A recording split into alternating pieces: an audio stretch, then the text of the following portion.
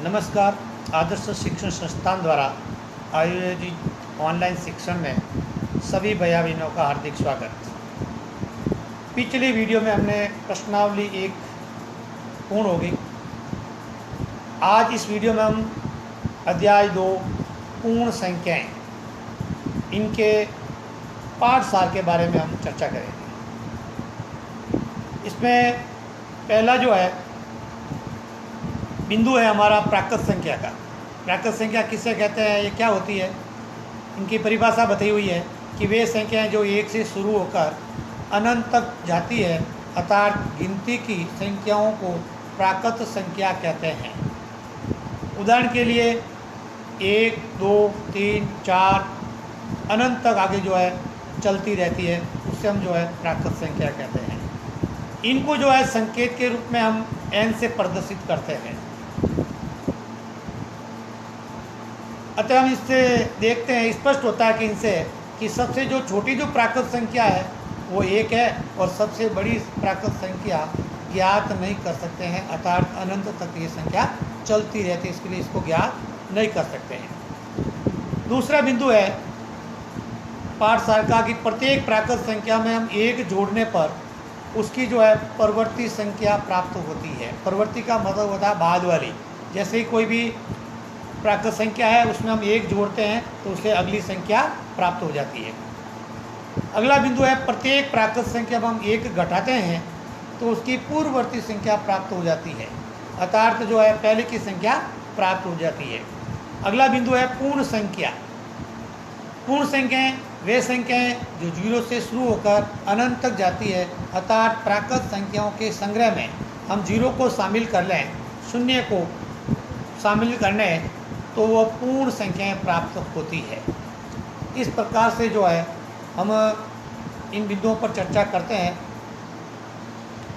क्योंकि जो समूह है वो है 0, 0, 1, 2, 3 और अनंत तक जो है वो संख्या चलती रहती है। इसे हम जो है W के द्वारा प्रदर्शित करते हैं, उसका संकेत के रूप में जो है W का प्रयोग करते हैं।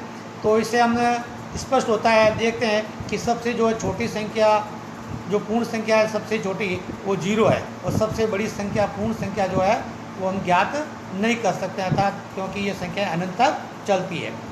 सभी पूर्ण संख्याएं प्राकृत संख्याएं नहीं होती है, परंतु सभी प्राकृत संख्याएं पूर्ण संख्याएं होती है। अगला बिंदु है संख्या रेखा, यानी संख्याओं को सरल रेखा पर दर्शाना संख्या रेखा कहलाता है। यानी कोई भी पूर्ण संख्याएं हैं उनको हम जो है संख्याओं के द्वारा सरल रेखा पर जो है संख्याओं के द्वारा प्रदर्शित करते हैं, तो उसको जो है हम संख्या रेखा कहते हैं। एक सरल रेखा खींचते हैं और उसके समान दूरी पर जो है बिंदु अंकित कर देते हैं और उसके ऊपर गिनती लगा देते हैं। 0, 1, 2, 3, 4, 5, हमें आगे भी चाहिए तो हम इसको आगे बढ़ा सकते हैं। संख्या रेखा पर संख्याओं का जोड़, बाकी, गुणा और बाकी की संक्रियाएं की जा सकती है। अगला बिंदु है पूर्ण संख्याओं के गुण। पूर्ण संख्याओं का समृद्ध गुण।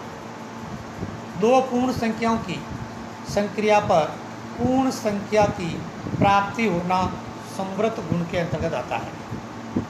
यानी 2 पूर्ण संख्याओं को हम जोड़ बाकी करें तो जो है वापस जो हमें पूर्ण संख्या प्राप्त होती है, उनको हम कहते हैं प्राकृत, उनको का जो है हम जो समृद्ध कहते हैं। पूर्ण संख्याएं योग के अंतर्गत समृद्ध होती है। यानी 2 पूर्ण संख्याएं हैं, उनको हम जोड़ते हैं तो वापस पूर्ण संख्या प्राप्त होती है। अगला बिंदु है पूर्ण संख्याएं बाकी के लिए समृद्ध नहीं होती है। जैसे उदाहरण के लिए 5 - 4, 5 - 9 बराबर जो है 4 -4, तो ये पूर्ण संख्या नहीं है क्योंकि ये तो पूर्णांक है। अगला जो है इनसे संबंधित बिंदु है पूर्ण संख्याएं गुणन के लिए समृद्ध होती है।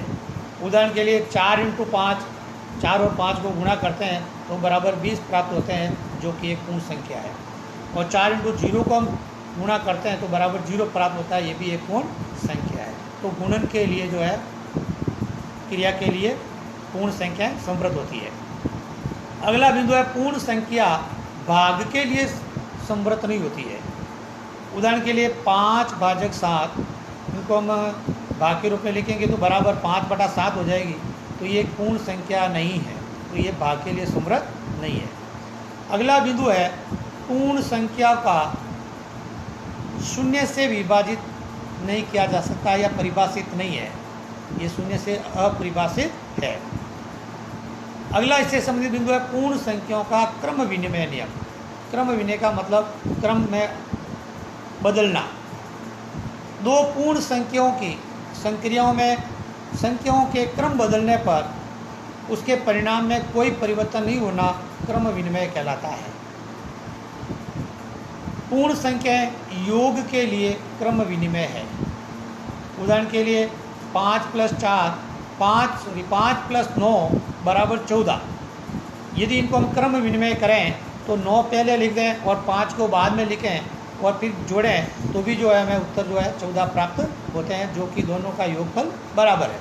तो पूर्ण संख्याओं का क्रम विनिमय योग के लिए संभव है। अगला बिंदु है पूर्ण संख्याएं व्यक्लन के लिए क्रम विनिमय नहीं है। यदि हम बाकी में करें तो ये क्रम विनिमय संभव नहीं है। जैसे उदाहरण के लिए बताया है 9 - 5 = 4, या यदि हम इसको क्रम विनिमय करें 5 को पहले लिखें -9 को बाद में लिखें तो बराबर -4 होते हैं, जो कि पूर्ण संख्या नहीं है, पूर्णांक है। इससे संबंधित अगला बिंदु है पूर्ण संख्याएं गुणन के लिए क्रम विनिमय है। उदाहरण के लिए 5 × 9 = 45। यदि इनको हम क्रम बदलें तो 9 को पहले लिखें और 5 को बाद में लिखें तो 9 × 5 लिखें तो बराबर जो है 45। तो भी दोनों संख्याओं का जो है गुणनफल बराबर आता है। अगला बिंदु है पूर्ण संख्याएं भाग के लिए क्रम विनिमय नहीं है, यानी भाग में जो है क्रम विनिमय संभव नहीं है। उदाहरण के लिए 45/9, यानी 45 में 9 का भाग देंगे तो बराबर भागफल 5 उत्तर प्राप्त होगा। यदि इसको हम 9 आगे लिखें और भाजक 45 लिखें तो बराबर 9/45 लिखेंगे तो बराबर उत्तर आएगा 1/5 भागफल आएगा, जो कि एक पूर्ण संख्या नहीं है। पूर्ण संख्याओं का शास्त्रीय नियम। पूर्ण संख्याएं योग के लिए शास्त्रीय है।